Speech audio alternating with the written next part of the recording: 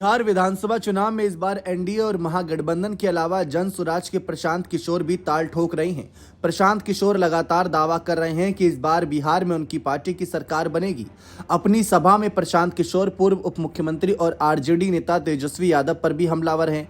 इस बीच तेजस्वी यादव के खिलाफ चुनाव लड़ने को लेकर प्रशांत किशोर ने बड़ा बयान दिया।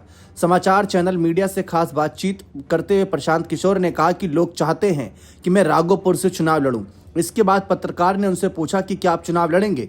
जवाब में प्रशांत किशोर ने कहा कि लोग लगातार कह रहे हैं कि मैं राघोपुर से चुनाव लड़ूं, हालांकि इसका फैसला पार्टी करेगी। इसके बाद पत्रकार ने पूछा कि पार्टी में तो आप ही सब कुछ हैं, जिसके जवाब में प्रशांत किशोर ने कहा कि नहीं, ऐसा नहीं है। मैंने तो यह कह दिया था कि जुलाई तक हम सभी उम्मीदवारों के नाम घोषित कर देंगे, लेकिन पार्टी ने कहा कि नहीं, अभी नहीं। ऐसे में हम 2 महीने लेट हो गए हैं। तो जो पार्टी के अन्य लोग कहते हैं और चर्चा होती है, उसी के अनुसार फैसला लिया जाता है। हालांकि प्रशांत किशोर अगर राघोपुर से चुनाव लड़ते हैं तो लड़ाई दिलचस्प हो सकती है। तेजस्वी यादव 2015 और 2020 का चुनाव राघोपुर से जीत चुके हैं। राघोपुर से आरजेडी प्रमुख लालू प्रसाद यादव और उनकी पत्नी राबड़ी देवी विधायक रह चुकी हैं। प्रशांत किशोर ने लालू यादव पर भी निशाना साधा। उन्होंने कहा कि लालू यादव किसी जाति के नेता नहीं बल्कि परिवार के नेता हैं।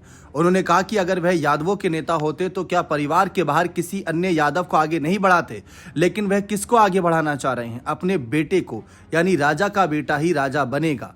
प्रशांत किशोर बिहार के हर एक जिले में जा रहे हैं और उनकी सभाओं में बड़ी भीड़ आ रही है। उनका कहना है कि आपने नीतीश कुमार को भी 15 साल दिया और लालू यादव को भी दिया, लेकिन बिहार का विकास नहीं हुआ। प्रशांत किशोर दावा करते हैं कि अगर उनकी सरकार बनती है तो प्रदेश में शिक्षा व्यवस्था दुरुस्त होगी। ये बात उनके द्वारा स्पष्ट की गई। क्या आप भी चाहते हैं कि प्रशांत किशोर तेजस्वी के खिलाफ ही चुनाव लड़ें? तो अपनी राय कमेंट सेक्शन में जरूर दीजिएगा। बहुत बहुत शुक्रिया।